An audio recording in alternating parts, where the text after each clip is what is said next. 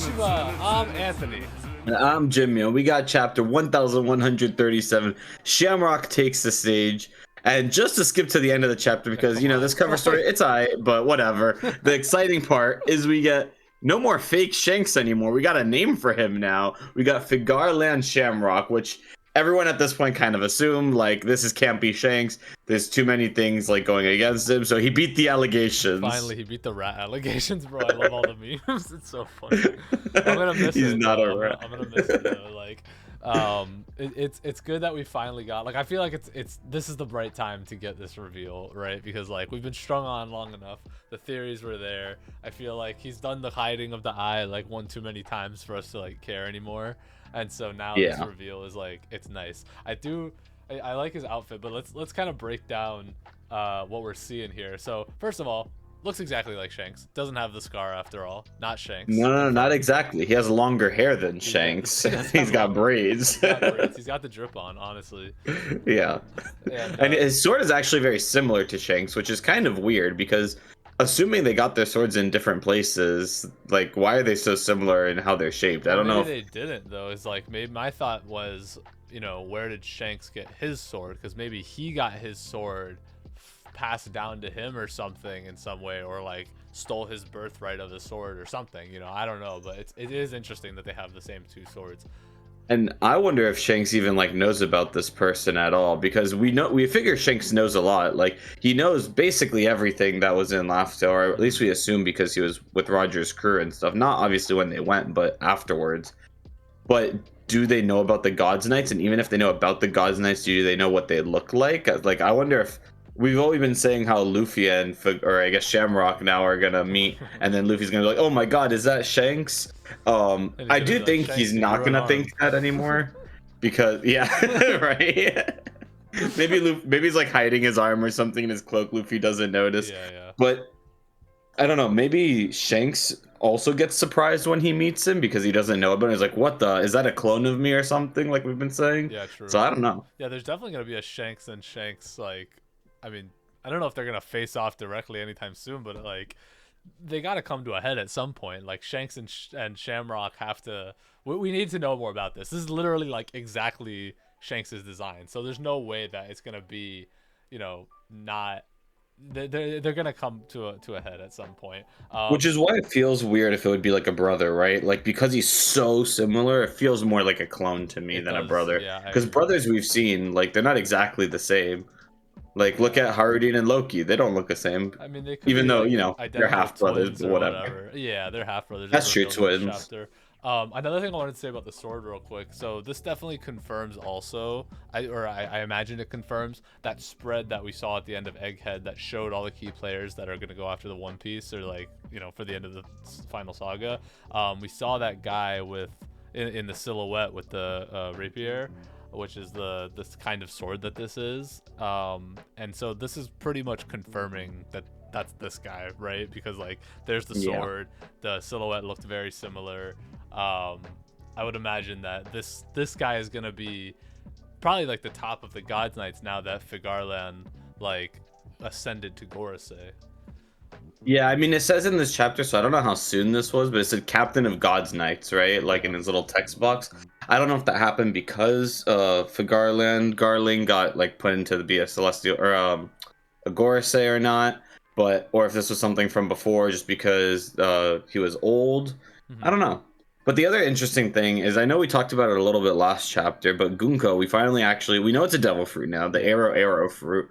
They kind of talk about what it does a little bit, but I feel like there's probably more to it than we expect. Yeah. But it seems like weird to be able to, like, give off your attack position like that, right? Like, just tell somebody where it's coming from.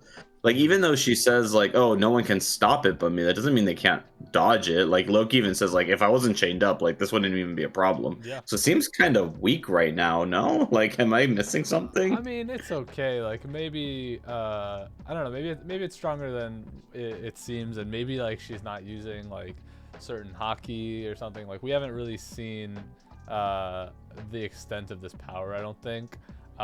It is interesting that it's not like Emu's power like we thought from before. Like, it is just like straight up a devil fruit. And I would imagine also that the Gods Knights would keep the stronger devil fruits, right? Because like if they're having like these God Valley like contests where the 6 treasure chests are like devil fruits or whatever, because we know one of them was Kuma's fruit, one of them was Kaido's fruit, one of them could have been this arrow fruit, if it was that strong. But we just don't know yet. I mean, it doesn't seem like it's that strong, but I also think this is a good feat for Loki, just surviving all this while he's chained up. Even showing his observation hockey, he's able to like kind of dodge it, bite through it. He's blinded obviously with these like bandages, so it also shows, like we mentioned in the last chapter, just his resolve, like even getting beaten to a pulp. And we kind of expected this, right? Where he's like, no, I'm still not going to join. I don't care. And like Shamrock still says like, yeah, this is kind of futile. Like we don't need to keep beating this guy up. Like we're just going to like waste our time doing this forever. I guess why don't they kill him then? Like they might have a reason to try to keep him alive. The reason still. I think is, well, I think there's 2 things that my head went to. First of all, what he says at the end here is that long ago the savage warriors of Elbaf dominated the new world, and the world government will bring them to heel no matter what, meaning that they probably want the power of the giants on their side, because like think of like Big Mom, right? She was like, listen, if I had the giants on my side, One Piece would be mine by now. I'd be the Pirate King. These guys are like, I think, way stronger than what we've kind of taken them for. And like we just saw what Dory and Brogy did to the Gorosei, you know what I mean? And like Loki, who was duking it out with Shanks at some point. So I imagine there's other really strong giants on this island, and although they're not just like all warriors anymore, I feel like the government wants to take their genetic power and just like make it crazy, because like that's what this whole saga has kind of been in the new world, is like there's so many people trying to recreate like the giant's power. Like you think of first Big Mom, we got Caesar trying to we also create we have like we know that Vegapunk can like recreate clones and stuff, so just having giant blood in them, even like they talked about it a little bit in this chapter too, like Oni blood is still running through a lot of them, the ancient giant warrior race. So like maybe that's like alluding to, oh, we're trying to use their blood to create like stronger specimen and like stronger like Seraphim, for instance, where York can still help them with that, right? Like York is going to be on their side. And I mean, if they're recruiting people for God's Knights, maybe, I know you mentioned this before we started recording, but York being potentially a God Knight, she asked to be a celestial dragon, but maybe this is like, clearly they're not asking only celestial dragons to be God's Knights, otherwise Loki wouldn't be here. Right. So maybe this is their way of like including her while still getting her to help with them or help them. That'd be interesting. Oh. Yeah, I think that was my other point with this, is that I feel like the other way of getting the power of the giants on their side is some kind of sciencey genetic mutation thing. And if we think Shanks is a clone, then he might, or Shamrock, geez, I'm gonna keep calling him Shanks too. If we think Shamrock's a clone, then this is like a good kind of segue into getting back to that sciencey stuff, you know what I mean? Yeah. The other thing that I was curious about when the giants were wiped out is how they were wiped out. Like who wiped them out? Like if they used to dominate the new world, like what was it that caused them to like shrink and be wiped out and clearly be more like segregated? Because we also heard earlier in this chapter, like, hey, look, not all giants get along with each other. Like Hajrudin's mom was part of the tribe that just like these Elbaf warriors did not get along with. Right. And I wonder if it was infighting that kind of took them out and why they weren't as strong. I wonder if somebody like was sowing those seeds of like deception within them to make them fight. Is that what the world government tried to do? Maybe they did get along at one point. Of both, because where my head went for that is like how fishmen were introduced, right? It's like the fishmen genetically are much stronger, but humans have numbers, and therefore they just like grew and grew, and then the prejudice became humans are outnumbering and just like better than fishmen. So like that, a similar thing probably could have happened to the giants, where humans were just the base of all of this. But that happens also sometimes where like marginalized groups become, they start getting at each other because of like the not teachings but like bad morals that they kind of are subject to throughout history. If the humans like were bad to them in the past, and were like racist to them, then like it might make sense that they just like adopted those things into their culture and started segregating amongst themselves. Yeah, I mean, and we see it like Zoro and Nami mention it earlier when they're talking to Road, right? Like Zoro's like, "Wait, you're all giants. Why are you guys fighting?" And Road is literally like, "Bro, you humans do it also." Yeah. Like Oda's also even calling it out. I feel like within the real world, partly with that. He's like, come on. So, and then what is nice about all that is hearing Haruden's dream because like we figured there were some ambitions, but I feel like this is a pretty lofty goal to be able to be king of the giants and unite all the giants together. Yeah. And I feel like that somewhat alludes to what Luffy's dream overall is also, right? Because Zoro, he's like, oh, I've heard that one Yeah, he was before. like, boring. I heard it before. Jinbei has the same dream. Shut up. It's like, Yeah, Jinbei has it. Luffy probably has it. So, I mean, that has to be one of the ultimate goals at the end, right? Like yeah. just uniting everybody together in one piece. But Yeah, oh, it'll be interesting to see like how that plays into the more overall story. I want to go back to kind of the retelling of how King Harald got slaughtered too in the beginning of this chapter. So we learn a lot about you know how he used to have horns and he ripped his own horns off. He badass, by the way. yeah, crazy dude. And then how Loki came and fought a bunch of people. I think it kind of puts a hole a little bit in the theory that like Loki only killed his father in order to like save the devil fruit, because not only did he kill his father, he like killed a bunch of other people, like confirmed apparently, before or maybe I forget his name, Hajrul, the other big giant with the sword in his head. Like he was the one that was like, oh, I saw all this, but maybe we're not getting the full story and we'll get like a flashback of it soon. I think we're not getting the full story, so that's what I was gonna say. Is it was kind of mentioned? It's like, oh, all these guards came after the fight, so I don't think they really saw what happened. Just saw like King Harald dead, and then assumed Loki was like killing him or whatever, right? Yeah. Or maybe there was other motives behind it, other reasons behind it.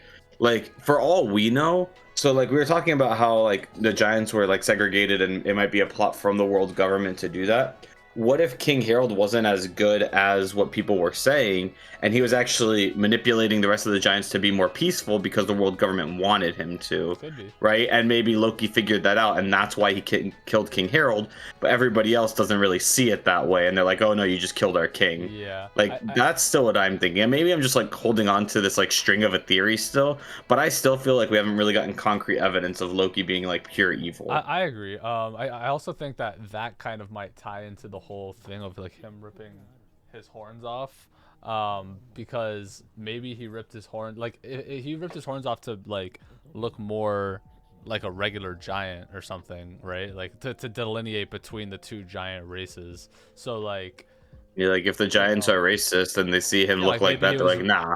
yeah, like, but maybe he was, you know, either he was trying to like unite by being like, hey, we're all the same, and let me like show you physically whatever, or opposite of that, and it's like a way that he's staying on the side of the ones that like physically look acceptable to the people or whatever. So it could be Yeah. like, you know, again another, I mean, he's a mean looking dude, it looks like, you know what I mean? He's got the Wario Yeah, he does look mustache. very. He does the bald head, the Wario mustache. um So I'm interested to see more about that also. yeah, Like I don't want to count Loki out yet, because like he wouldn't just take this. If he was really bad, he would have just joined the Celestial Dragons, right? If he really didn't give a fuck and just wanted to destroy the world. yeah. So I think one last thing that I kind of wanted to point out about the destruction of the castle and everything.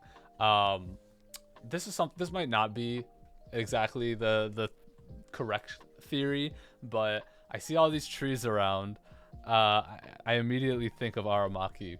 So oh boy, we thought, that's good. I mean, I I think like initially we're like, okay, if we're trying to paint Loki as a good guy for whatever reason, like, you know, parallels to Zoro, whatever. Um, it especially with the Gods Knights being involved here, it seems like if that theory were to be the case, the Gods Knights would be the one framing Loki, right? Specifically the Gods Knights, but you know, Aramaki hasn't had like too much pull in the story, and it would be nice if not nice, but it'd be interesting if he played a part in the whole framing or of the attack on you know, the giant pirates to get this fruit, because, you know, he's a bootlicker, we know that, and Yeah. all this like tree damage foliage around kind of reminds me of like Punk Hazard a little bit. Not to the correct extent, but we got to remember this is like a gigantic castle. So this shot that we're getting, these are like enormous trees. So Yeah, the only thing that I don't know about that necessarily is just like, where did Aramaki come from? Like, we don't know. Like, same with Fujitora, right? They were just picked up after the time skip. And this happened 6 years ago, so 4 years before the time skip happened. Right. So was he just like lying in wait somewhere over here and like helping from like the behind the scenes, and he technically was still part of the Marines? And then now that they needed admirals, they like pulled him out of that. Well, it'd be interesting to know, like we said before, like where all these strong people are coming from, because like we talked about last stream of like who's the candidate for a God's Night, right? And there has to be other people that are like strong in the world, like similar to warlords that aren't necessarily just pirates that the world government can call on for like the draft or whatever. That like, you know, Fujitora got drafted into being an admiral. Like there was a draft. Yeah. So you know what I mean? So like there has to be other people out in the world that are really strong, that aren't pirates, that aren't government. So, and I think Aramaki could have fallen into that category. You know what I mean? He could have just been dormant for the longest time because he doesn't need to do anything to like survive. He just needs to like photosynthesize. Yeah, he literally says, like, I haven't eaten in years. Yeah. But yeah, I'm curious to see where they'll go with this. Overall, this was a very good chapter. Oh, yeah. And you know what the best part about the chapter is? Say it. There's no break next week. Another That's gonna be 3 in a row. That's crazy. Yeah, crazy. It's like normal One Piece, bro. Yeah, but for real. I mean, I want more of Shamrock. I want to know. Side note, stupid name. I think that's dumb. Yeah, I'm not a huge fan of the name either. The only connection I see with that name, specifically Shamrock, is like that's a He's Irish. clover. No, bro. Yeah, that's why he has red hair. Nah, he's Irish, right? Clover's a Figarland. That's what I say. Yeah. All right. Don't forget to like, comment, subscribe, and let us know your theories about Shamrock in the comments. Yeah, let us know, everybody. All right. Peace out. Peace.